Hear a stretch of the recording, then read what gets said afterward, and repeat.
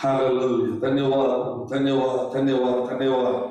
आदर की योग्य, महिमा की योग्य, प्रशंसा की योग्य हमारे स्वर्गीय पिता प्रभु, शाम के समय के लिए धन्यवाद। आपकी उपस्थिति में आए प्रभु, हम विश्वास करते कि प्रभु आज आप हमसे बात करेंगे। प्रभु हम विश्वास करते कि आपकी आवाज हम सुनेंगे। हमारे जीवन में जो जरूरत है प्रभु, वही बात प्रभु आज आप हमसे करेंगे। हम विश्वास करते प्रभु। हमारी आवाज को सुनते हुए सारे प्रभु के लोगों के लिए धन्यवाद। दुनिया के कोने कोने में रहते हुए प्रभु के लोगों के लिए, सारे लोगों के लिए धन्यवाद। हमारी भाई बहनों के लिए, बुजुर्गों के लिए, बच्चों के लिए, सबके लिए धन्यवाद। हमारे प्रार्थना प्रभु, जब इस परमेश्वर के वचन यहाँ से बांटा जाएगा, जो हमारे आवाज सुनते हैं उनके जीवन में एक आशीष का कारण बने, उनके जीवन को बदल डाले, ताकि वो परमेश्वर के पास और करीब पहुंचे प्रभु, और नजदीक पहुंचे। उनके जीवन में एक बदलाव आए प्रभु। इस वचन के द्वारा जो भी बीमार है वो चंगाई हो जाए, जो आशा खोकर जी रहे हैं उनके जीवन में वापस आशा आए, जिनके जीवन में खुशियां नहीं है, शांति नहीं है, उनके जीवन खुशियां आने दे प्रभु और शांति आने दे प्रभु। हालेलुया। हम विश्वास करते हैं पवित्र आत्मा आप पूरे काम करेंगे। आदर और महिमा सिर्फ आपके लिए, यीशु मसीह के नाम से हम प्रार्थना करते हैं, आमीन। हालेलुया। सबको जल्दी आने वाला यीशु मसीह के नाम से हमारा प्रणाम। प्रभु सबको आशीष करें। एक सप्ताह के बाद दोबारा वचन के साथ आपके पास आने के लिए प्रभु ने जो मौका दिया, उसके लिए हम प्रभु को धन्यवाद कहते हैं। और आप भी हमारे आवाज सुनने के लिए, परमेश्वर की आवाज सुनने के लिए, परमेश्वर का वचन सुनने के लिए आप भी बहुत खुशी के साथ ये यूट्यूब में या फेसबुक में आए हैं।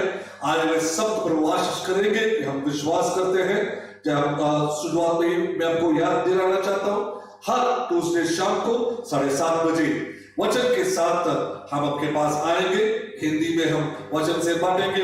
यदि आप आपके परिवार को बताना चाहते हैं तो अच्छी बात है। आपके दोस्तों को, अड़ोस पड़ोस, जितने भी लोग आप जानते हैं जिसको हिंदी समझ में आते हैं, कृपया आप ये विषय आप सबको बताएं, ताकि वो सब इस परमेश्वर का वचन वो सुन पाएंगे और उनके जीवन में भी आशीष जरूर आएगा, उसका जीवन बदल जाएगा। हर ट्यूसडे शाम को 7:30 बजे यही चैनल पर, धारात्री कम्युनिटी उनके ये चैनल पर, फेसबुक में और यूट्यूब पे हम आते रहेंगे। हालेलुया। हम विश्वास करते हैं कि पिछले एक हफ्ता आपके लिए बहुत आशीषित था। मैं जानता हूं कि हमारा चारों ओर बहुत सारे तकलीफ से लोग गुजर रहे हैं, भिन्न भिन्न प्रकार की तकलीफ है। और उत्तर भारत की तरफ हम देखेंगे, जहां यूपी, बिहार, असम की तरफ हम देखेंगे, असम, खास असम की तरफ बड़े बाढ़ है, पानी बहुत है, कुछ जगहों में पानी की कमी है, कुछ जगह में पानी बहुत है। सो हर तरह के तकलीफ से इंसान गुजर रहे हैं। उसके अलावा बीमारी भी हमारे चारों ओर है।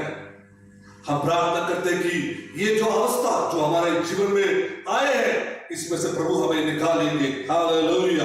आज के वचन को सुनने के लिए मैं आप सबको आमंत्रण करता हूं, आमीन।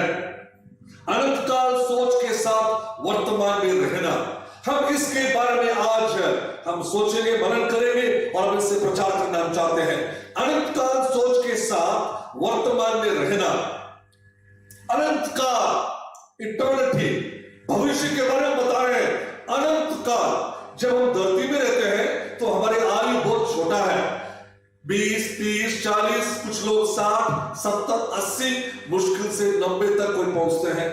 आजकल की जो उम्र है 40-50 के अंदर ही खत्म हो जाते हैं। लेकिन अनंत काल के बारे में जब बताया, उसका मतलब है कि भविष्य के बारे में। भविष्य क्या है? अनंत काल। यह अनंत काल किसके बारे में या किसके लिए मैं बताना चाहता हूं? यह अनंत काल सबके लिए है। जो इंसान इस धरती पे जन्म लेते हैं, उनकी आत्मा अनंत काल तक जिंदा रहते हैं, कभी मरता नहीं है। शरीर मरेगा, शरीर नाश हो जाएगा, शरीर मिट्टी में जब आप डालोगे या उसको जलाओगे तो राख बन जाएंगे, मिट्टी में डालोगे तो मिट्टी में वो मिट्टी के अंदर वो बन जाए, वो मिट्टी बन जाए। लेकिन आत्मा कभी मरेगा नहीं। हम हमेशा कहते कि फिलहाल व्यक्ति गुजर गया, यहां से चला गया, वो यहां नहीं है, यहां से कहां चला गया? दो जगह है। यदि आप बाइबल पढ़ते हो और बाइबल पर विश्वास रखते हैं तो आप जानते होगा 2 जगह है इंसान को रहने के लिए इस दुनिया के जीवन के बाद, एक स्वर्ग दूसरा नरक। खोल जाएगा, ये शरीर के साथ मैं स्वर्ग नहीं जा सकता हूं, ना ये शरीर के साथ मैं नरक जा सकता हूं, लेकिन मेरी जो आत्मा है वो आत्मा स्वर्ग जाएगा नहीं तो नरक जाएगा। अभी उस आत्मा को हम जॉन सी के नाम से जानते हैं। मेरा नाम जॉन सी है। जब मेरा मृत्यु होगा तो मेरा लाश यहां रहेगा, जॉन सी यहां नहीं है। जॉन सी यहां से चले गए, वो गुजर गए, यहां से चले गए, वो ये नहीं है, उनका लाश, उनका शरीर पड़ा है। तो जब तक मैं ये दुनिया में जीऊंगा तब तक इस शरीर का इस्तेमाल कर रहा मैं। जैसे हम तंबू में रहते हैं, घरों में रहते हैं, बड़े घर छोटे घर जो भी हो, हम उस घर के इस्तेमाल करते रहने के लिए। उसी तरह जॉन सी जो आत्मा है वो ये शरीर का इस्तेमाल कर रहे हैं जब तक वो दुनिया में, तब तक रहने के लिए। एक दिन ये शरीर कमजोर हो जाएगा। जैसे हमारे साथ वॉशिंग मशीन है, टीवी है, मोबाइल है, ये कितने साल तक ये मोबाइल टीवी हम इस्तेमाल कर सकते हैं? कुछ यंत्र 10 साल, कुछ 5 साल, कुछ 15 साल, पूरे जिंदगी भर इस्तेमाल करना। जो भी इंस्ट्रूमेंट है, जो भी चीज है, वो बहुत कम चीज है, क्योंकि इंसान ने बनाए हुए चीज का आयु ज्यादा लंबा नहीं है, इसलिए उसके लिए हम वारंटी बोलते हैं या गारंटी बोलते हैं, क्योंकि उसका जरूरत है, क्योंकि ये चीज कितने साल रहेगा हमें नहीं मालूम। उसी तरह है हमारा शरीर, एक दिन ये बिना काम का हो जाएगा, ये एकदम कमजोर हो जाएगा, तो शरीर को छोड़कर आत्मा चले जाएगा। लेकिन ये आत्मा कहां जाएगा? स्वर्ग है तो नरक। ये दोनों अनंत काल की अनुभव है। अब स्वर्ग में भी जाओगे तो अनंत काल जियोगे, नरक में भी जाएंगे तो वहां भी अनंत काल जिएंगे। लेकिन ये 2 जगह का फर्क क्या है? अनंत काल स्वर्ग में होगा तो खुशी और शांति हमेशा रहेगा, आप परमेश्वर के साथ रहेगा, यीशु मसीह के साथ रहेगा। लेकिन अब नरक जाओगे अनंत काल के लिए तो वहां आप शैतान के साथ जियोगे। यदि जब हम दुनिया में रहते हैं तो हमारे चारों ओर जो तकलीफ है, हमारे चारों ओर जो बड़े मुसीबत है, इन सारे बातों को देखते हुए क्या कहते हैं? अरे क्या नरक के अनुभव है। यदि दुनिया में रहते हुए हम इस अनुभव को नरक के अनुभव कहते हैं तो सोचो असली नरक कैसे होगा? इससे भी भयंकर होगा, इससे भी खतरनाक होगा। इसलिए हमें नरक नहीं जाना है, हमें स्वर्ग जाना है। हम इसके बारे में आज हम प्रचार करना चाहते हैं, इसके बारे में हम सोचना चाहते हैं। अनंत काल सोच के साथ वर्तमान में रहना। मैं रहता हूं वर्तमान में, आजकल में मैं रहता हूं, लेकिन मेरा सोच कहां है? आजकल की बातों में नहीं है, मेरे सोच बीते हुए बातों में भी नहीं है, मेरे सोच आने वाले भविष्य के बारे में, भविष्य मतलब अनंत काल के बारे में। मैं कहां रहने वाला हूं, मैं कहां जाऊंगा, उसके बारे में मैं हमेशा सोचना चाहता हूं। इसलिए मैं रहता हूं वर्तमान में, आजकल मैं यही रहता हूं, लेकिन मेरा मन कहां है? स्वर्ग की ओर, नरक की ओर नहीं, स्वर्ग की ओर। यदि हम इस तरह से जियोगे तो इस दुनिया में एक जयवंत जीवन हम जी पाओगे, विक्टोरियस क्रिश्चियन लाइफ। अंग्रेजी में कहते हैं विक्टोरियस क्रिश्चियन लाइफ, एक जयवंत मसीह जीवन हम इस दुनिया में हम जी सकते हैं। हमारे अंदर जब परमेश्वर ने इंसान को बनाया, हमारे अंदर परमेश्वर ने उसकी अनंत काल की अनुभव को हमारे अंदर डाला गया है। इसलिए हमारी आत्मा अनंत काल रहते हैं, अनंत काल वो रहते हैं, क्योंकि हमारे अंदर उस आत्मा को परमेश्वर ने उस रीति से बनाया कि वो अनंत काल जिंदा रहेंगे। Ecclesiastes chapter 3 verse 11.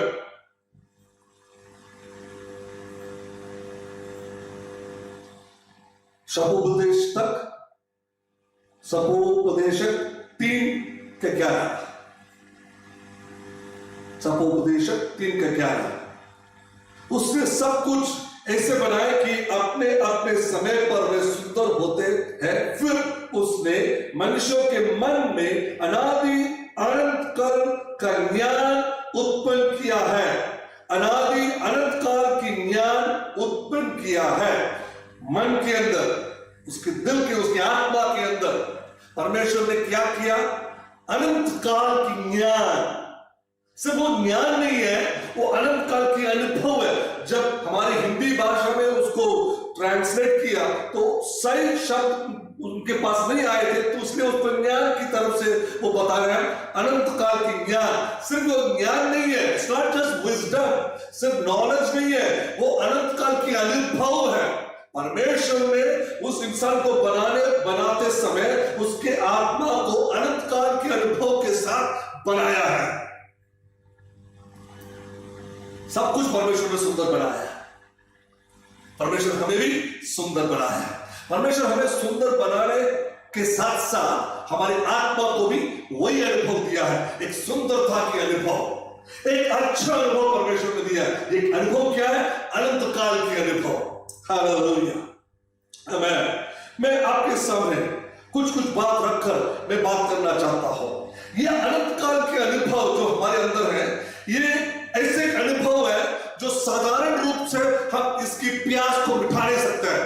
ये अनंत काल की अनुभव एक तरह की भूख है, हम इसको मिटा नहीं सकते हैं। दुनिया की सोच के अनुसार इस अनुभव को हम मिटाने के लिए क्या क्या करते हैं? कुछ लोग बहुत खाना खाते हैं, कुछ लोग बहुत बड़े सफर करते हैं, भिन्न देश वो लोग जाते हैं, कुछ लोग अपने दोस्तों के साथ मौज मस्ती करते हैं, और बाकी जो भी बुरे काम या अच्छे काम वो करते इसलिए करते हैं, वो करते रहते हैं ताकि उसके मन के अंदर, उसके आत्मा में उसको शांति मिले। वो शांति उसको कब मिलेगा? उसके विचार के अनुसार क्या है कि यदि मैं ये सब कुछ करूंगा, बड़े घर, अब गाड़ी मेरी, नौकर, अच्छे नौकरी, बहुत कुछ मैं कमाऊंगा, तो मेरे आत्मा को शांति मिलेगा, मैं खुशी के साथ रह सकता हूं, मैं शांति के साथ रह सकता हूं। यह शांति पाने के लिए, यह खुशी पाने के लिए वो दुनिया की इच्छा के अनुसार सब कुछ करने के लिए तैयार है। लेकिन ये सब कुछ करने के बाद भी इंसान मन के अंदर, उसके दिल के अंदर वो कभी भी शांति महसूस नहीं करता है, वो प्यार महसूस नहीं करता है, वो अकेलापन महसूस करता है। ये अकेलापन क्यों महसूस करता है? ये अनुभव क्यों आते हैं उसके जीवन में? ये अनुभव इसलिए आते हैं क्योंकि जिन्होंने उनको बनाया, सिर्फ वही उसकी प्यास को मिटा सकते हैं। जिन्होंने हमें बनाया वही मेरे भूख को मिटा सकते हैं। शरीर को जो चाहिए वो मैं खाना के द्वारा में दे सकता हूं, लेकिन आत्मा की भूख, आत्मा की प्यास, ये क्या, ये कौन सी बात से इस भूख को मैं मिटा सकता हूं? ये कौन सी चीज से मैंने इस प्यास को मैं बुझा सकता हूं? नहीं। हम दोस्त बनाएंगे, हम रिश्ते बनाते हैं, हम पैसे कमाएंगे, हम गाड़ी लेंगे, बड़े घर लेंगे, भिन्न देशों में सफर करेंगे। ये सब करने के बाद भी इंसान की आत्मा के अंदर एक अधूरापन हमेशा होता है। ये अधूरापन क्यों है? क्योंकि उसके अंदर ये जो खाली जो जगह है वो परमेश्वर ने बनाया है, वो अनंत काल के अनुभव की जगह है। उस जगह को सिर्फ परमेश्वर भर सकते हैं। जब परमेश्वर उस जगह को भरेगा तो उसके जीवन में हमेशा वो शांति और खुशी महसूस करेगा। वो सही सोचेगा, सही रीति से वो जिएगा, क्योंकि उसकी आत्मा के अंदर परमेश्वर की आत्मा कार्य कर रहा है। उनके जीवन में परमेश्वर के लिए एक जगह है, पैसे के लिए नहीं। ये सब जरूरत है, दोस्त की जरूरत है, पैसे की जरूरत है, घर की जरूरत है, ये सब चीजों की जरूरत है। लेकिन ये कोई भी एक चीज आपकी आत्मा की भूख या आपकी आत्मा की प्यास को नहीं मिटा सकते हैं। हालेलुया। इसलिए परमेश्वर की जरूरत है। जो व्यक्ति परमेश्वर के पीछे है, जो व्यक्ति परमेश्वर की खोज में है, जो परमेश्वर को चाहते हैं, उसकी दिल के अंदर हमेशा आपको खुशी मिलेगा। चारों ओर समस्या है, बड़ा तकलीफ है, हर जगह मुसीबत है, उनकी जीवन आगे नहीं बढ़ रहे हैं, सब कुछ हर जगह बड़े पहाड़ जैसा तकलीफ खड़े हैं, समस्या खड़े हैं, बड़े लहर जैसा समस्या हमेशा आते रहे, वो आगे बढ़ नहीं पा रहा है। लेकिन फिर भी उसके दिल के अंदर खुशी है, उसके दिल के अंदर शांति है। क्यों? क्योंकि शांति देने वाला, खुशी देने वाला, इन सब के राजाओं का राजा, जहां से खुशी आता है, जहां से शांति आता है, जहां से आशा आता है, ये सब कुछ उत्पन्न करने वाला परमेश्वर उसके जीवन में वास कर रहा है। हालेलुया। एक नास्तिक जो परमेश्वर पर विश्वास नहीं रखता, वो कहेगा अरे परमेश्वर तो है ही नहीं। सच में क्या है? परमेश्वर है, लेकिन ये व्यक्ति एक नास्तिक विश्वास करना चाहते हैं कि परमेश्वर नहीं है, वो परमेश्वर पर विश्वास नहीं रखते हैं। लेकिन जो व्यक्ति हमेशा परमेश्वर के साथ रहने की इच्छा रखते हैं, जो परमेश्वर के अनुभव करना चाहते हैं, उसकी उपस्थिति के अनुभव करना चाहते हैं, जो परमेश्वर को जानना चाहते हैं, उनके करीब परमेश्वर के साथ चलना चाहते हैं, जो व्यक्ति चाहते हैं कि परमेश्वर उसके जीवन के हर भाग पर परमेश्वर उसके साथ चले, जो परमेश्वर की आवाज सुनना चाहते हैं वचनों के द्वारा, प्रभु के लोगों के द्वारा, जो व्यक्ति परमेश्वर की लोगों के साथ अपने जीवन को बिताना चाहते हैं, उनकी जो गुण है, उनके जो मन है, उनके जो विचार है, वो किस तरह से है? वो परमेश्वर को चाहते हुए विचार है, क्योंकि वो परमेश्वर के साथ चलने की इच्छा रखता है, परमेश्वर को वचन को पढ़ने की इच्छा रखता है, हमेशा परमेश्वर के लिए वो समय निकालते हैं ताकि परमेश्वर के साथ वो वार्तालाप करे, वो बात करे, वो प्रार्थना करे, परमेश्वर को वचन को पढ़े। ये सब इच्छा उसके अंदर, उस व्यक्ति के अंदर आएगा जो परमेश्वर के साथ रहने की इच्छा रखा है। मैं कुछ पॉइंट्स के द्वारा आपके सामने ये बात को मैं प्रस्तुत करना चाहता हूं। वर्तमान में जी रहे हैं, लेकिन मन के अंदर हमेशा अनंत काल की सोच होना चाहिए। वर्तमान में जी रहे हैं, लेकिन हमेशा अनंत काल की सोच आपके मन में होना जरूरी है। ये कैसे होगा?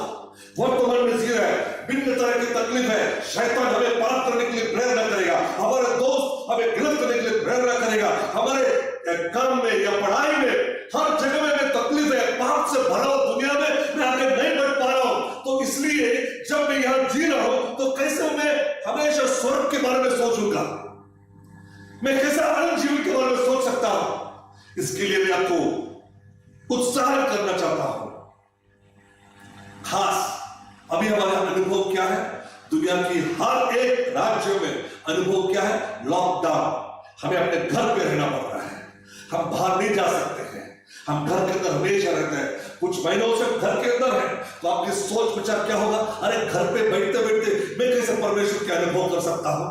अरे मुझे हमेशा बाहर जाना पड़ेगा, जैसे मैं पहले जी रहा था, मैंने बहुत कुछ प्लान किया, मुझे इस तरह से करना है, मुझे उस तरह से करना है, तो ही मैं परमेश्वर के साथ चल सकता हूं। घर पे बैठ के मैं परमेश्वर का अनुभव कैसे करूंगा? मैं आपको यह बात बताकर मैं उत्साह करना चाहता हूं कि आप कर सकते हैं। जो व्यक्ति वर्तमान में जी रहे हैं और अनंत काल की सोच उनके मन में है, उसके मन में क्या है? पहले बिंदु, उसके मन में क्या है? हमेशा मैं मसीह के साथ रहना चाहता हूं। ड्रॉ क्लोज टू क्राइस्ट, मैं मसीह के करीब जाना चाहता हूं, यीशु मसीह का करीब मैं जाना चाहता हूं। वो है पहला बिंदु, मैं मसीह के करीब मैं जाना चाहता हूं। उसके मन में क्या है कि मैं वर्तमान में जी रहा हूं, लेकिन उसके अनुभव क्या है? वर्तमान में जी रहा है, लेकिन मन के अंदर क्या है? वो भविष्य, अनंत काल, स्वर्ग के बारे में हमेशा सोचता है। उस व्यक्ति के अनुभव क्या होगा? वो हमेशा मसीह के पास रहने के लिए वो एक नया रास्ता ढूंढेगा। हाँ, मैं घर पे ही हूं, मैं घर में बैठना पड़ रहा हूं, मैं घर के अंदर बैठना पड़ूंगा, मैं बाहर नहीं जा सकता हूं। एक दूसरा अनुभव मैं बता रहा हूं। समझो कि ये लॉकडाउन नहीं है, लेकिन कुछ लोग जब बीमार होते हैं तो डॉक्टर क्या कहते हैं? आपको 10 दिन बेड में रहना पड़ेगा, या फिर हड्डी टूट गया तो 1 महीना या 2 महीना आपको आपके बेड में रहना पड़ेगा, या ऐसा कुछ बड़ा बीमारी है तो 1 साल के लिए आप थोड़ा घर पे रहना पड़ेगा, काम के लिए नहीं जाना है, आपको रेस्ट लेना पड़ेगा। तो आप सोचेगा, अरे यार मैं घर के अंदर रहते रहते मैं पागल बन जाऊंगा, मैं मसीह को कैसे अनुभव करूंगा? लेकिन जो व्यक्ति वर्तमान में जी रहा है, उसके अनुभव इतना बड़ा कठिन है, लेकिन उसके मन भविष्य स्वर्ग के बारे में विचार है, उसके मन के अंदर स्वर्ग के बारे में सोच है, तो वो क्या करेंगे? हर अनुभव वो इस तरह से इस्तेमाल करेगा कि मैं यीशु मसीह के पास जाऊंगा। ड्रॉ क्लोज टू क्राइस्ट, मैं यीशु मसीह के करीब जाना चाहता हूं। उसका सोच हमेशा वैसे ही होगा, मैं यीशु मसीह के करीब जाना चाहता हूं। हर अनुभव को वो इस तरह से बदलाएगा, उसको बदल के लेके आएगा कि मैं मसीह के पास जाना चाहता हूं। हर अनुभव को मोड़ के लेके आएगा अपने भलाई की। क्या भलाई? कि मैं मसीह के पास जा सकता हूं। प्रेरितों की किताब उसके 28, 16, 30 और 31। Acts 28 verse 16, 30, 31। प्रेरितों की किताब उसके 28वां अध्याय वचन 16, 30 और 31। वहां लिखा है, मैं पढ़ना नहीं चाहता हूं, टाइम हमसे आगे चले जाएंगे। वहां लिखा है कि पौलुस बहुत खुशी के साथ वो रोम चला गया। रोम बड़ा एक शहर है, बाकी सब जगह जाकर वो यीशु मसीह के बारे में प्रचार किया। अभी तक वो रोम गया नहीं है, उसके मन के अंदर इच्छा है, बहुत दिन से, बहुत महीनों से, बहुत साल से इच्छा है, मुझे रोम भी जाना है, मुझे रोम जाना है, वहां जाकर मुझे यीशु मसीह का प्रचार करना है। मेरा भी अनुभव ऐसे था। ये लॉकडाउन सब होने से पहले हमने बहुत प्लान किए साल 2020 के लिए, ये जगह जाएगा, वो जगह जाएगा, हमने टिकट भी बुक किया, सब कुछ किया, बड़ा प्लान किया। अब वहां जाएंगे, यहां जाएंगे, सब कुछ प्लान किया। मैं मसीह के लिए बड़ा कुछ मिनिस्ट्री करूंगा, प्रचार करूंगा, ये देश जाएगा, वो देश जाएगा, ये बड़ा सेमिनार करेगा, कन्वेंशन बनाएगा, बहुत कुछ प्लान किया। पौलुस ने भी उसी तरह बहुत प्लान किया, मैं रोम जाऊंगा, रोम शहर जाकर मैं यीशु मसीह का प्रचार करूंगा। लेकिन रोम पहुंचते ही क्या हो गया, वहां के लोग जो सैनिक था, अधिकारी लोग, उसको घर के अंदर बंद करके रखा, क्योंकि उसके विरोध बहुत सारे लोग थे और उसके विरोध बहुत सारे लोग थे, इसलिए उनको बाहर घूमने की अनुमति नहीं दिया। 2 साल उसको घर के अंदर बंद करके रखा। अभी पौलुस के अंदर, मन के अंदर इतना सारे बात था, मैं ये करूंगा, वो करूंगा, यहां जाऊंगा, वो, ये सब कुछ था, लेकिन ये सब कुछ क्या हो गया, टूट गया। उनका पूरा प्लान बदलना पड़ा, उसको घर के अंदर बैठना पड़ा। वहां किधर भी नहीं लिखा है कि पौलुस ने रो रो कर परमेश्वर का, अरे क्या हो गया है, तुमने सारे प्लान को चौपट कर दिया, तुमने सारे हमारे प्लान को बर्बाद कर दिया। नहीं, पौलुस ने ऐसा कुछ नहीं कहा। उसने क्या किया, उसकी सेवकाई की रीति को उसने बदल डाला। बाहर जाने की अनुमति नहीं था, लेकिन उसने क्या किया, वहां के लोगों को अपने घर पर बुलाना शुरू किया। आओ मेरे पास, जो उसके पास आया उनको उसने वचन सिखाया। 2 साल घर के अंदर बैठते हुए उसने जो भी लोग उनके पास आए थे उनको उसने वचन सिखाया, उनके लिए प्रार्थना किया। लेकिन उसकी इच्छा क्या था, लोगों के पास जाने के लिए उसकी इच्छा था, लेकिन वो नहीं जा पाया। इसलिए परमेश्वर ने क्या किया, लोगों को उसके पास लेके आया। और साथ ही साथ वो घर बैठते बैठते उसने कंप्लेन नहीं किया, उसने दूसरा क्या किया, उसने 4 पुस्तक उसने लिखा, जो आजकल हम उसके बारे में बहुत प्रचार करते हैं, पढ़ते भी हैं। इफिसियों की पत्री, फिलिपियों की पत्री, कुलोसियों की पत्री और फिलेमोन की पत्री, ये 4 पत्र परमेश्वर पौलुस ने, जब वो उस घर के अंदर उसको बंद करके डाला गया था, ये 4 पत्र उसने लिखा।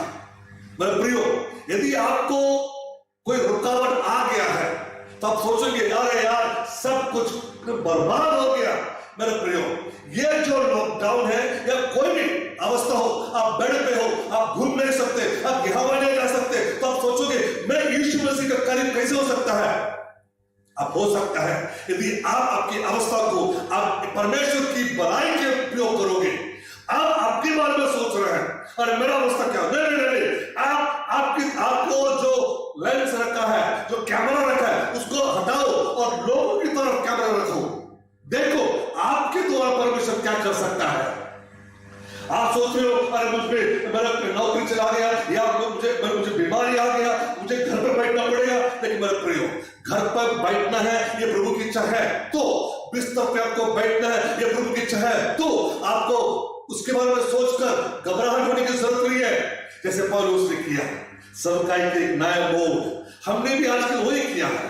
हमारी इच्छा था कि हमारे कलीसिया बढ़ाएंगे और लोग आएंगे, भिन्न भिन्न जगहों में जाकर हम सेवकाई करेंगे, लेकिन लॉकडाउन की वजह से हम ये नहीं कर पाया। तो हमने अभी क्या किया, हमने अपना रीति को थोड़ा बदल डाला। इसलिए आजकल हम प्रचार इस वचन के साथ आपके पास आ सकते हैं। शायद आप इंडिया में नहीं होगा, बाहर के देश में हो सकता है, या इंडिया में ही होगा, लेकिन अब हमारे शहर मुंबई में या थाने में अब नहीं है, आप दूसरे कोई जगह पर बैठ के हमारा प्रचार सुन रहे हैं। ये सुनने की मौका आपको कैसे मिला, क्योंकि लॉकडाउन हुआ, उसकी वजह से प्रभु ने हमारे अंदर विचार डाला। आप वचन को बंद करके नहीं रख सकते, वचन को प्रचार करते रहना, लेकिन हमने बदल डाला, इसलिए हमारे थोड़ा मुश्किल है, थोड़ा खर्चा बढ़ गया, तकलीफ थोड़ा बढ़ गया, लेकिन चलेगा, हम खुश हैं क्योंकि ये वचन आपके पास हम लेके आ सकते हैं। सिर्फ मैं नहीं, मेरा जो टीम यहां बैठे हैं वो भी बहुत कुछ बलिदान करते हुए हमारे साथ बैठे हैं ताकि ये वचन आपके पास आए। हालेलुया। हमारे सेवन टाइम को हमने बदल डाला, ये बदलने की इच्छा प्रभु के पास था, वो हमारे मन में डाल दिया, इसलिए हमने प्रभु के साथ सारा चीज को बदल डाला ताकि ये वचन आपके पास आए। हम हमारे खिलाफ आते हुए समस्या को देखकर हम क्या करना चाहिए? हम उसके खिलाफ जाके उसके ऊपर जयगत होकर आगे बढ़ना है। इच्छा क्या है कि मुझे यीशु मसीह के करीब जाना है। हालेलुया। मेरा अवस्था क्या है? मैं वर्तमान में जी रहा हूं, लॉकडाउन है, चारों तकलीफ है, लेकिन मेरे मन में क्या है? मेरे मन में अनंत काल के विचार है। क्योंकि मेरे मन में अनंत काल के विचार है, मैं चुपचाप नहीं बैठ सकता हूं। मैं वचन को लेकर इस माध्यम के द्वारा आपके पास में आऊंगा। हालेलुया। वचन को कोई रोक नहीं सकता। No one can stop the word of God. वचन को कोई रोक नहीं सकता। वो सालों साल से परमेश्वर के वचन आते रहे, वो आते रहेगा। हालेलुया। हमारी अवस्था को शायद बदलना पड़ेगा, लेकिन वचन आते रहेगा। परमेश्वर उसके लिए माध्यम परमेश्वर जरूर खोलेगा। फैनी क्रॉस्बी बोल के एक औरत थी जो प्रभु की दासी थी। फैनी क्रॉस्बी जन्म के बाद वो अंधी हो गई। उनके बारे में लिखा है कि परमेश्वर की गीतों की रानी वो उसको माना जाता है। परमेश्वर की गीतों की रानी, करीबन 8000 से ज्यादा गीत उसने लिखा है। वो अंधी थी। वो बोल सकता है मैं नहीं देख सकता हूं, मैं सुंदरता को नहीं देख सकता हूं, अरे मेरा जीवन बर्बाद हो गया, मैं अंधी हूं, मुझे घर पे बैठना पड़ेगा, किसी दूसरे के सहारे के साथ मुझे यहां वहां चलना पड़ेगा। नहीं, उसने कंप्लेंट नहीं किया। उसका तकलीफ था, उसकी वो देख नहीं सकता, उसके जीवन में तकलीफ था, लेकिन उसने क्या किया? उसने अपने जीवन को परमेश्वर की एक उपयोग करने के लिए उसने समर्पण किया। 8000 से ज्यादा गीत उन्होंने लिखा। उसमें से बहुत सारे गीत आज भी अंग्रेजी में हम गाते हैं, और उनमें से बहुत सारे अंग्रेजी गीत उनको भिन्न भिन्न भाषा में, हिंदी में और बाकी भाषाओं में, मराठी में उनको ट्रांसलेट कर आज भी भिन्न भिन्न कलीसियों में लोग गाते हैं। यदि आपको बिस्तर पर बैठने की डॉक्टर ने बताया है, या ये जो बड़े बीमारी की वजह से घर के अंदर बैठना है, तो आप अपने आप थोड़ा डिसिप्लिन करो। एक आज्ञाकारी एक बच्चे जैसा आप भी बनो। वचन पढ़ने के लिए समय निकालो। वचन पढ़ने के लिए थोड़ा सा सुबह या शाम को निकालकर वचन पढ़ो। जो कुछ आप सीखते हैं वो लिख के रखो, और हफ्ते में कभी कम से कम एक दिन या कम से कम एक खाना छोड़कर उपवास लेकर परमेश्वर के राज्य के बारे में सोचकर, परमेश्वर के इस वचन के बारे में सोचकर, अपने जीवन को बदलने के बारे में सोचकर उपवास लेकर प्रार्थना करो। दुनिया के लोगों के लिए, दुनिया की कलीसियों के लिए, भिन्न भिन्न राज्यों के लिए आप प्रार्थना करो। जो अभी तक यीशु मसीह के बारे में सुना नहीं है, उन लोगों के लिए प्रार्थना करो। इसलिए प्रभु ने आपको घर पे रखा है। अभी तक आप भागदौड़ कर रहे थे, यहां भागेगा वहां भागेगा, मैं बहुत बिजी हूं पास्टर, मेरे पास टाइम नहीं है। सारे विश्वासी का वही एक्सक्यूज था, पास्टर मेरे पास टाइम नहीं है। अभी तो टाइम है, घर के दिन बैठ सकते हो, टाइम निकालो। हफ्ते में एक दिन या कम से कम कोई एक दिन का एक खाना आप छोड़कर उपवास लेकर प्रार्थना करो। कुछ अच्छे बातों को लिखने की, आपके अच्छे अनुभव को लिखने की इच्छा रखो। प्रभु के वचन यूट्यूब या फेसबुक इस माध्यम से आते हैं, आप सुनते रहो, अच्छे अच्छे गीतों सीखो और उसको गाते रहो। हालेलुया। यदि आपसे होगा तो इसी तरह यूट्यूब या फेसबुक के माध्यम से आप भी प्रचार करो, ताकि आपके गांव के लोग, आपकी भाषा के लोग इस वचन को सुन पाएंगे। क्योंकि ये बाइबल आज भी दुनिया की हर भाषा में उसको ट्रांसलेट नहीं किया है। हमारे देश में ही हजारों भाषा है जिनमें अभी भी ये बाइबल अभी तक पहुंचा नहीं है। यदि आप हमारी आवाज सुन रहे हो और आपकी भाषा में बाइबल नहीं है, तो आप कोशिश करो हिंदी में, दूसरी भाषा में बाइबल सीखे, आप प्रचार करो आपकी भाषा में, उसको यूट्यूब पे, फेसबुक पे डालो, ताकि आपके लोग, आपकी जाति इस वचन, सुंदर सा प्रभु का इस मजबूत वचन, इस सच्चाई वचन वो भी सुन पाएंगे। इस लॉकडाउन की अनुभव को आप बदल डालो प्रभु की भलाई, प्रभु के राज्य के बढ़ोतरी के लिए, आपकी जीवन की आशीष के लिए। हालेलुया। प्रभु ने आपको बहुत सारा समय दिया है। जो व्यक्ति वर्तमान में जी रहा है, जिसके मन में प्रभु के बारे में सोच विचार है, जो स्वर्ग के बारे में सोच विचार है, वो क्या करेंगे? वो हमेशा एक ही इच्छा है कि मुझे यीशु के पास, यीशु के करीब जाना है और बाकी लोगों को भी लेके आना है। उसके मन में वही विचार है। दूसरा बिंदु क्या है? जो व्यक्ति वर्तमान में जी रहे हैं और उसके मन के अंदर अनंत काल के विचार है, वो क्या हमेशा सोचता रहेगा कि प्रभु मेरे लिए बड़ा योजना बना के रखा है। God has a big purpose for me।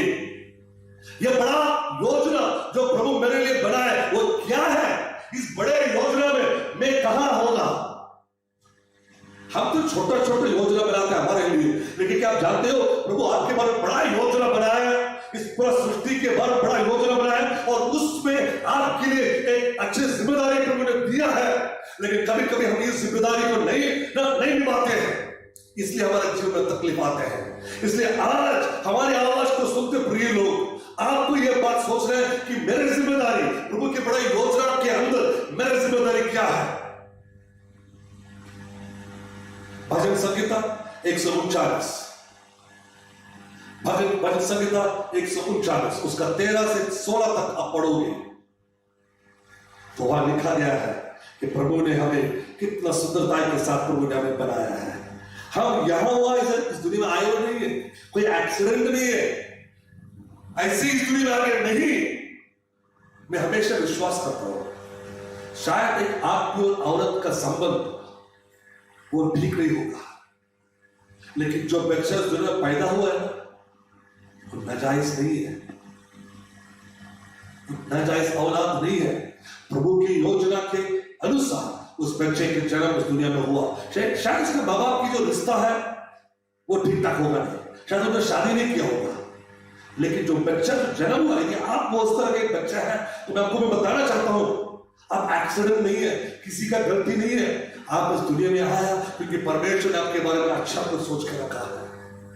लेकिन ये अच्छा सोच जो परमेश्वर मेरे लिए जो रखा है वो क्या है, ये हमें ढूंढ के निकालना जरूरी है। प्रभु ने बहुत खूबसूरत से हमें बनाया है। यिर्मयाह नबी की किताब उसकी 29 का 11, यिर्मयाह 29:11, यिर्मयाह नबी की किताब 29 से 11, वहां एकदम स्पष्ट से लिखा गया है। प्रभु कहता है मैं जानता हूं कि मैं तुम्हारे बारे में क्या सोच रखा है, क्या योजना तुम्हारे लिए मैं बना के रखा है, ये मैं जानता हूं। और ये योजना क्या है? तुम्हारी भलाई के लिए है, तुम्हारे भविष्य के लिए है, तुम्हारी आशीष के लिए है। मेरा जो योजना, परमेश्वर कहता है मेरा जो योजना है जो तुम्हारे लिए है, मैं जो योजना बना के रखा है जो तुम्हारे लिए है, वो योजना तुम्हारी भलाई के लिए है, तुम्हारा आशीष के लिए है, तुम्हारा भविष्य के लिए है। तो मेरे प्रियो, प्रभु हमारे लिए बड़ा योजना बना के रखा है। हम परमेश्वर की पूरी सृष्टि के एक बड़ा भाग है। हम एक्सीडेंट नहीं है, इस सुंदर सृष्टि के अंदर हमारे भी एक भाग है। जो आदमी और औरत साथ में आया और उसकी वजह से हमारा जन्म हुआ, ये परमेश्वर की इच्छा था। हम कौन से भी देश का नागरिक हो, हम इंडियन हो या अमेरिकन हो या अफ्रीकन हो या चाइनीज हो, जो भी हो, जिस देश में हमारा जन्म हुआ वो परमेश्वर की योजना है कि अब इस देश में हमारा जन्म होना चाहिए था।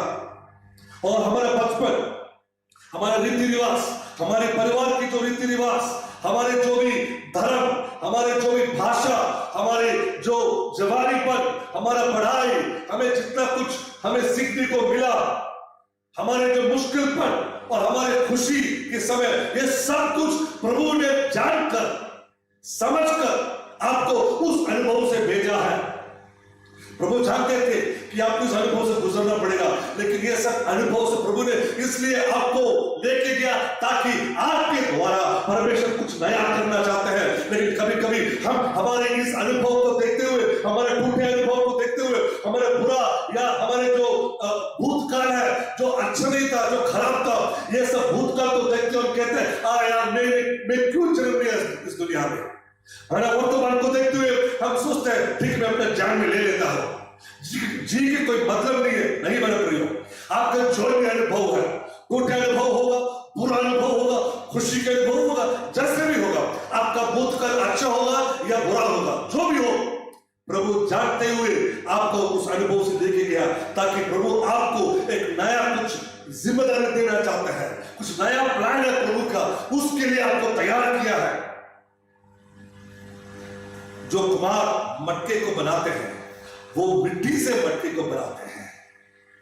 मटका क्यों नहीं आता है, उस मिट्टी को साफ करना पड़ता है, उसको मारना पड़ता है, उसको पीसना पड़ता है, उसको चक्की के ऊपर रखना पड़ता है, उसको गर्म करना पड़ता है, उसको मटका बनाने के बाद धूप में रखना पड़ता है, उसके बाद उसको आग की भट्टी की रखना पड़ता है।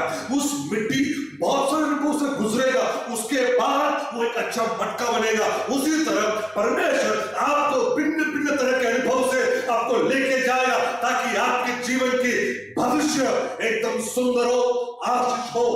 हालेलुया। प्रभु की योजना जो आपके लिए वो बड़ा है। जो व्यक्ति वर्तमान में जी रहा है और उसके मन अनंत जीवन के बारे में सोच रहा है, वो जानता है कि मैं एक बड़ा योजना के भाग हूं, परमेश्वर की बड़ा सुंदर योजना की एक भाग हूं। उसके मन में हमेशा ये होगा। मैं जल्दी आगे जाना चाहता हूं। तीसरा बिंदु, जो व्यक्ति वर्तमान में जी रहा है और जिसके मन के अंदर अनंत काल के विचार हैं, उसका दृष्टि वो हमेशा उस अनंत काल की तरफ ही होगा। वो यहां वहां भटकेगा नहीं, अरे यहां सब कुछ है, वहां कुछ है, यहां कुछ है, मैं ये देखूंगा, वो देखूंगा, मैं वो अनुभव करूंगा, ये अनुभव करूंगा, नहीं। उसके दृष्टि, उसके सोच विचार हमेशा हमेशा उस अनंत काल की ओर होगा। जैसा एक व्यक्ति दौड़ने के लिए खड़ा है, दौड़ते वक्त वो क्या करेगा, वो यहां वहां नहीं देखेगा, उसका जो खत्म होने का जो लाइन है, उसका जो दृष्टि उस लाइन के ऊपर रहेगा। जब तक वो खत्म नहीं करेगा तब तक उस लाइन की ओर उसका पूरा दृष्टि होगा, उसका नजर होगा। उसी तरह जो व्यक्ति इस दुनिया में जी रहे हैं, वर्तमान के अनुभव के बीच में जी रहे हैं और जिसके मन में अनंत काल के सोच है, स्वर्ग के सोच है, यीशु मसीह के पास रहने का जो विचार है, वो हमेशा उसके मन में वही सोच होगा, उसका दृष्टि स्वर्ग की ओर होगा। एक अमीर व्यक्ति यीशु के पास आता है। मत्ती की सुसमाचार 19वां अध्याय उसको 16 में लिखा गया है। एक अमीर व्यक्ति यीशु के पास आते हैं और यीशु से कहते हैं, गुरु मुझे बताओ कि अनंत जीवन पाने के लिए मुझे क्या करना है। आज की दुनिया के लोग वही सोचता है, अनंत जीवन पाने के लिए मुझे कुछ करना पड़ेगा, मुझे उस पहाड़ चढ़ना पड़ेगा, मुझे इस पानी में जाकर डूबना पड़ेगा, मुझे अपने आप को मारना पड़ेगा, मुझे कुछ पैसा देना पड़ेगा, कुछ दान देना पड़ेगा, अपने आप को काटना पड़ेगा, पूरा बाल को निकालना पड़ेगा, बच्चों को बलिदान करना पड़ेगा। ऐसे बहुत सारे विचार है लोगों के पास कि अनंत जीवन मोक्ष प्राप्त करने के लिए मुझे कुछ करना पड़ेगा। मेरा प्रियो, बाइबल में लिखा है आपको कुछ करने की जरूरत नहीं है। अनंत जीवन पाने के लिए आपको सिर्फ यीशु के पीछे आना है, क्योंकि यीशु ने खुद कहा, मैं हूं सत्य, मैं हूं जीवन, मैं हूं मार्ग। कौन सा मार्ग? स्वर्ग की ओर की मार्ग। सच्चा व्यक्ति सिर्फ यीशु है। बाकी जो भी उसके पहले आए हैं, उसके बाद जो भी आए हैं, वो सच्चे परमेश्वर नहीं है। जो परमेश्वर का नाम लेते हुए बहुत सारे लोग उस दुनिया में आए हैं, वो क्या, मैं परमेश्वर हूं, मैं भगवान हूं, मैं ईश्वर हूं, लेकिन वो सब कहते हुए चला गया। एक ही व्यक्ति जो सच्चा है वो यीशु मसीह है। उसने कहा, मैं हूं सत्य, मैं हूं जीवन, जीवन का स्रोत यीशु मसीह है। मैं हूं मार्ग। कौन सा मार्ग? स्वर्ग की ओर की मार्ग, मोक्ष की मार्ग मैं हूं। जो मेरे पीछे आएंगे, जो मुझ पर विश्वास करेंगे, उसको अनंत जीवन जरूर प्राप्त करेगा। हालेलुया। जो यीशु मसीह के पीछे चलेगा वो स्वर्ग की ओर जाएगा। तो इसका दृष्टि कहां होना चाहिए? हमेशा यीशु मसीह के ऊपर होना चाहिए, क्योंकि यीशु मसीह के साथ चलते चलते हम स्वर्ग पहुंचेंगे। आपको कुछ करने की जरूरत नहीं है। आपके लिए सब कुछ यीशु मसीह क्रूस पर बलिदान होकर दे दिया है। आपको ये जो स्वर्ग की जो जो जो तोहफा है, गिफ्ट जो है, वो आपको फ्री आपको दिया जाता है। आपको कुछ करने की जरूरत नहीं है, सिर्फ यीशु मसीह पर विश्वास करेगा तो आप जरूर स्वर्ग चले जाओगे। हमारी दृष्टि, हमारा नजर हमेशा यीशु मसीह पर होना चाहिए। जो व्यक्ति वर्तमान में जी रहा है, जो भिन्न भिन्न तरह की अनुभव उसके जीवन में हो रहा है, लेकिन उसके बीच में भी उसके मन में हमेशा अनंत जीवन स्वर्ग में, अनंत जीवन स्वर्ग के बारे में सोचते रहता है, तो उसकी जीवन में क्या अनुभव है? उसका नजर, उसका दृष्टि, उसकी हर चीज और यीशु मसीह पर केंद्रित होगा, सेंटर्ड ऑन जीसस क्राइस्ट, यीशु मसीह पर होगा।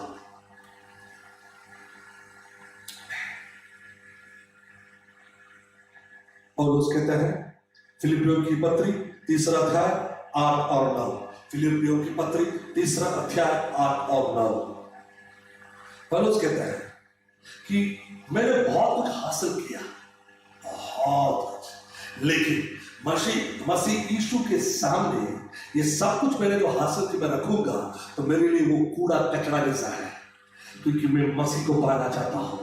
यदि आप मसीह को पाना चाहते हैं तो दुनिया की ये सारे बातों को लेकर आप घूमोगे तो आप यीशु मसीह के पीछे नहीं आ सकते हैं। आप धन दौलत के पीछे भागोगे या सुंदरता के पीछे भागोगे या आपकी इच्छा को पूरा करने की उसके पीछे भागोगे तो आप यीशु मसीह के पीछे नहीं आ सकते हैं, क्योंकि आपकी नजर गलत जगह पे है, आपकी जो रास्ता है वो गलत जगह पे है। यदि आप यीशु मसीह के ऊपर पूरी तरह से केंद्रित है, यीशु मसीह के ऊपर पूरी तरह से आपकी नजर है, तो फिर दुनिया की बातों के ऊपर आपकी नजर नहीं रहना चाहिए। इसलिए पौलुस खुद कहता है, वो अमीर था, पढ़े लिखे थे, लेकिन वो खुद कहता है मेरे पढ़े लिखे, मेरा ज्ञान, मेरा धन दौलत, जो कुछ मैंने हासिल किया यीशु मसीह के सामने ये सब कुछ कूड़े कचरा है। क्या आप कह सकते हो?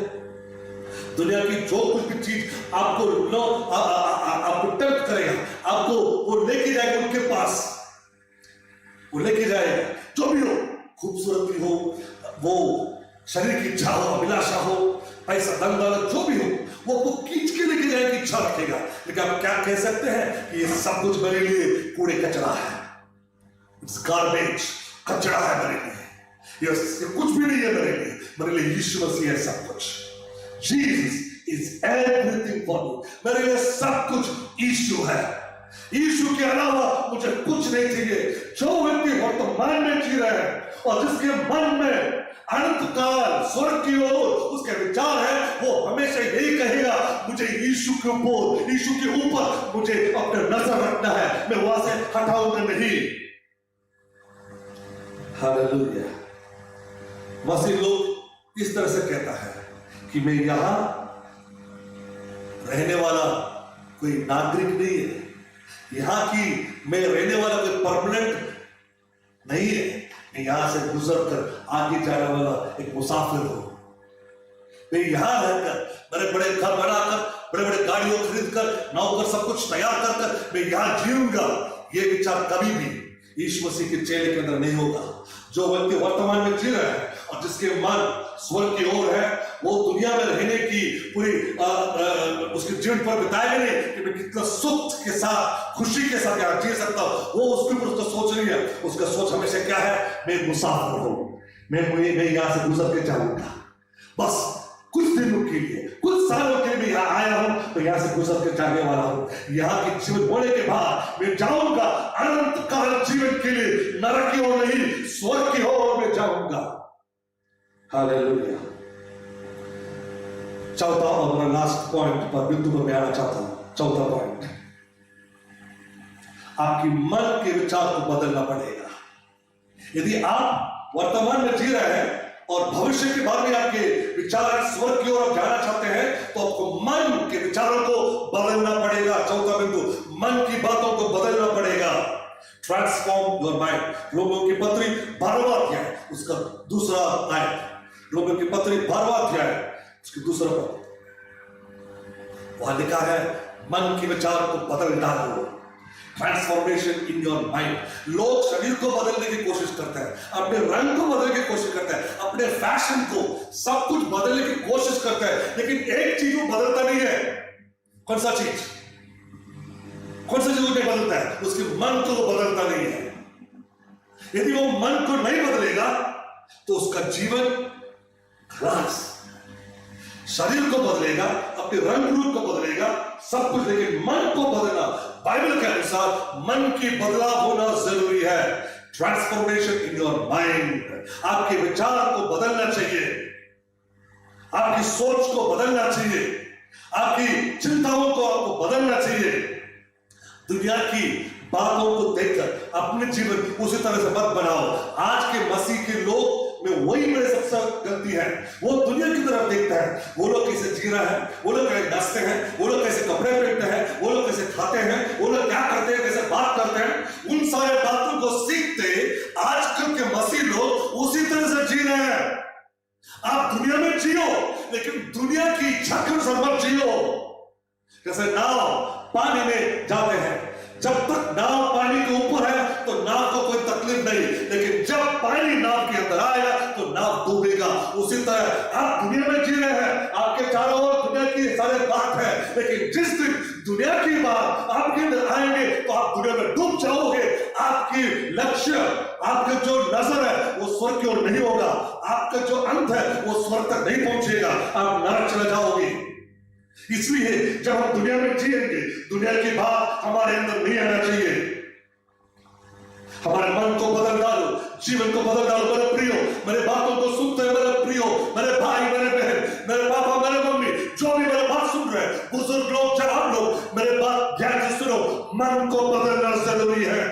जो व्यक्ति यीशु मसीह के पीछे चलना चाहते हैं, जो व्यक्ति अपने सोच विचार कर स्वर्ग की ओर के बारे में हमेशा सोचना चाहते हैं, जो व्यक्ति इस दुनिया की जीवन के बाद स्वर्ग जाना चाहते हैं, तो उसका जीवन सबसे बड़ा बदलाव मन में होना है, कपड़े पे नहीं। लोग क्या सोचते हैं, कपड़ा बदल दिया, थोड़ा अंग्रेजी बोल दिया और बाइबल लेके घूमा तो मैं स्वर्ग चले जाऊंगा। नहीं, मन को बदल, मन के अंदर बदलाव। Change your mind. मन के विचारों को बदल डालो। जो कुछ भी बुराई अपने मन के अंदर आपने सीख रखा है, जो भी गलत है, उन सबको निकाल दो। रिमूव इट, उसको निकाल दो। निकालने के बाद प्रभु के वचन के द्वारा मन को भर दो। प्रभु के वचन से आपके मन को बदल दो। हालेलुया।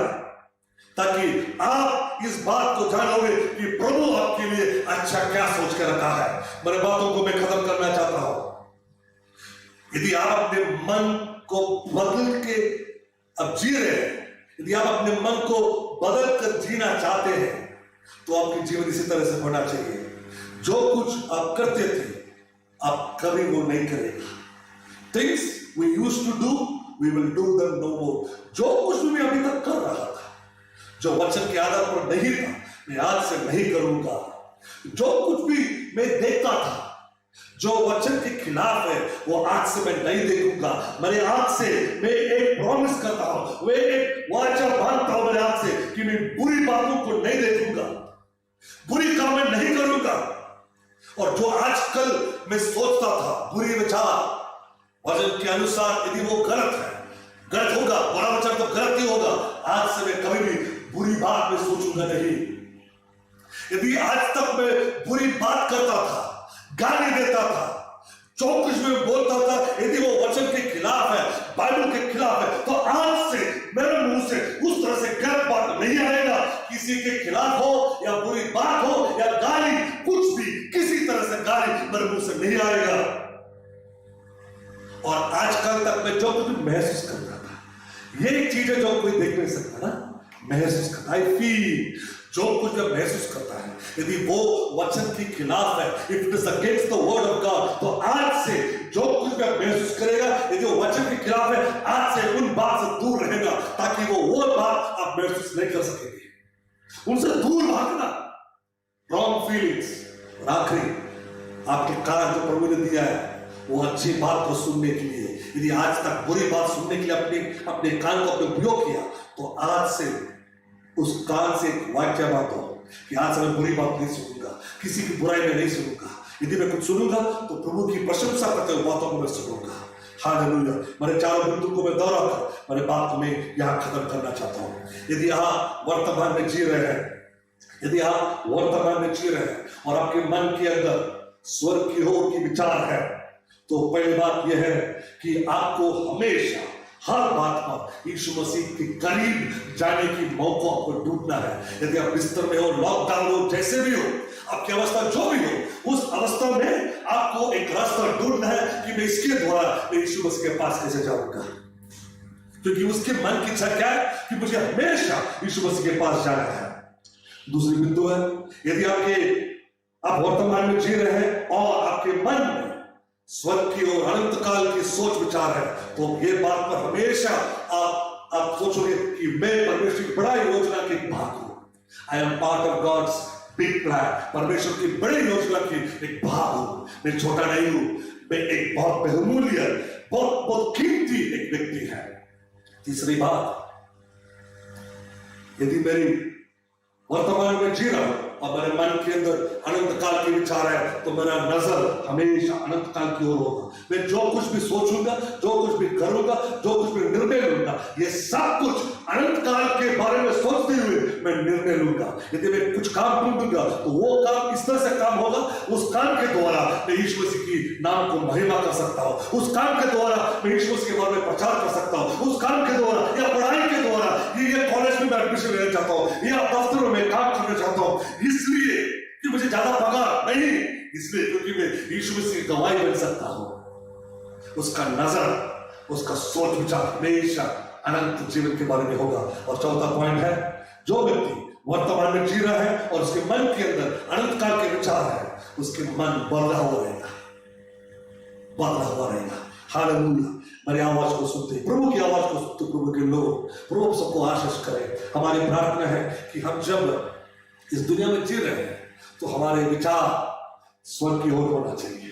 यहाँ की बातों के ऊपर नहीं, परमेश्वर की बातों के ऊपर हमेशा विचार करना चाहिए।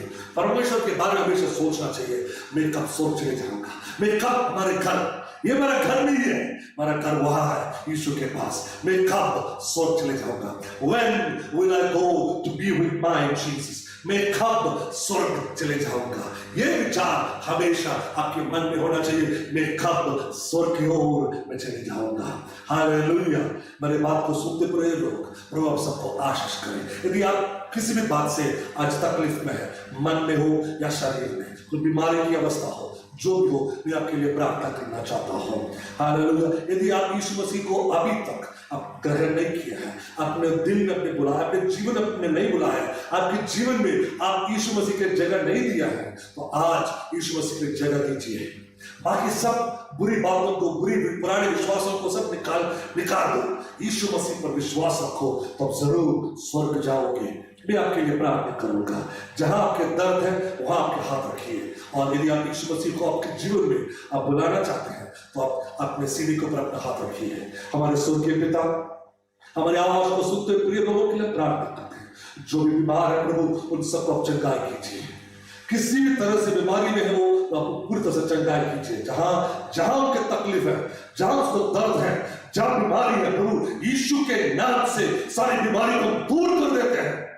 यदि वो कोई विषय में तकलीफ उठा रहा है, उस विषय प्रभु आप जवाब दीजिए, प्रभु आप उनसे बात कीजिए प्रभु। हालेलुया।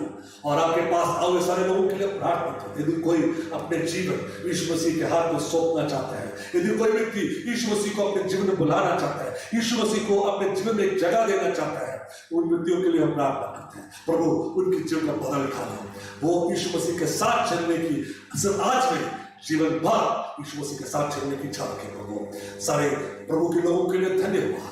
हमारी आवाज को सुनते हुए सारे भाई बहनों के लिए धन्यवाद। सबको आशीष कीजिए प्रभु, सबको प्रभु और अब अपनी आत्मा से भर दे, ताकि आने वाले दिनों में वो प्रभु के लिए जी पाएंगे। आपने हमारा प्रार्थना सुना, धन्यवाद। यीशु मसीह के नाम से हम प्रार्थना करते हैं, आमीन। हम दोबारा आपको याद दिलाना चाहते हैं कि हमारा ये हिंदी में जो प्रचार है हर दूसरे शाम को 7:30 बजे जरूर होगा। हम सोच रहे हैं कि कुछ दिनों के बाद यदि हमारे साथ अच्छे हिंदी में गीत गाने के लिए कोई भाई बहन होगा तो हम थोड़ा गीत भी गाएंगे, आराधना भी करेंगे और उसके बाद हम वचन से हम बांटेंगे। और आप जरूर हर ट्यूसडे शाम को टाइम निकालते हुए हमारे पास इस वचन सुनने के लिए जरूर आना। आपके दोस्तों को भी बताना। और YouTube और Facebook में होगा, वहां एक छोटा एक बेल होगा आपके YouTube में या Facebook में, तो यदि वो देखा है तो उसको जरा क्लिक कीजिए ताकि जब भी हम लाइव होगा तो आपको जरूर ये नोटिफिकेशन आएगा कि हम प्रचार कर रहे हैं और आप सुन पाएंगे।